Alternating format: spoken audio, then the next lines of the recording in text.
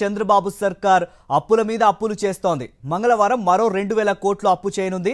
ఈ మేరకు వచ్చే మంగళవారానికి ఇండెంట్ పెట్టింది చంద్రబాబు సర్కార్. రిజర్వ్ బ్యాంక్ సెక్యూరిటీల వేలం ద్వారా అప్పు తేనుంది ప్రభుత్వం. ఈ నెలలో 14,000 కోట్లు ఆర్బీఐ ద్వారా తెచ్చారు చంద్రబాబు. ఏపీ ఎండీసీ బాండ్ల ద్వారా 5,526 కోట్లు అప్పు సమీకరించింది. ఈ క్రమంలోనే ఇప్పుడు మళ్ళీ మరో 2,000 కోట్లు అదనంగా అప్పు తేవాలని నిర్ణయించింది. దీంతో చంద్రబాబు నేతృత్వంలోని కూటమి సర్కార్ వచ్చినప్పటి నుంచి చేసిన అప్పులు 1,68,827 కోట్లకు చేరుకున్నాయి. ఈ అంశం గురించి మరింత సమాచారం సతీష్ అందిస్తారు. సతీష్, చెప్పండి. ఇప్పటివరకు ఆంధ్రప్రదేశ్ రాష్ట్ర చరిత్రలోనే ఏ ముఖ్యమంత్రి చేయనటువంటి రీతిలో కేవలం 13 నెలల్లోనే 1,66,827 కోట్ల రూపాయలు అప్పులు చేసినటువంటి చంద్రబాబు ప్రభుత్వం మరొక 2,000 కోట్లు మంగళవారం అప్పు చేయడానికి సిద్ధమైంది.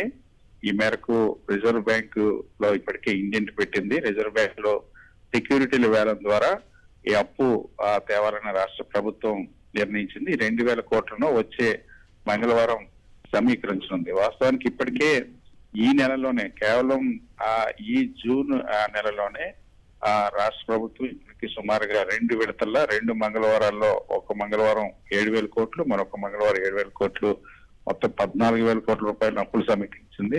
ఒకే నెలలో 14,000 కోట్ల అప్పులను రిజర్వ్ బ్యాంక్ సెక్యూరిటీ వేలం ద్వారా గత చరిత్రలో ఎవరు కూడా సమీకరించలేదు. అదేవిధంగా ఏపీఎండిసి బాండ్ల ద్వారా 5,526 కోట్ల రూపాయలను సమీకరించింది. మొత్తం 19,526 కోట్ల రూపాయలు రికార్డు స్థాయిలో సమీకరించింది. ఇవి కాకుండా మళ్ళీ ఇప్పుడు మరొక 2,000 కోట్ల రూపాయలు వచ్చే మంగళవారం రిజర్వ్ బ్యాంక్ లో సెక్యూరిటీ వేలం ద్వారా సమీకరిస్తుంది. దీంతో ఆ 2,000 కోట్లతో 1,68,827 కోట్లకు ఆంధ్రప్రదేశ్ రాష్ట్ర అప్పు చేరనుంది. 13 నెలల్లోనే ఈ స్థాయిలో అత్యధికంగా అప్పు తెచ్చినటువంటి చెత్త రికార్డు కూడా ఈ ప్రభుత్వం నెలకొల్పుతున్నట్టు అవుతుంది.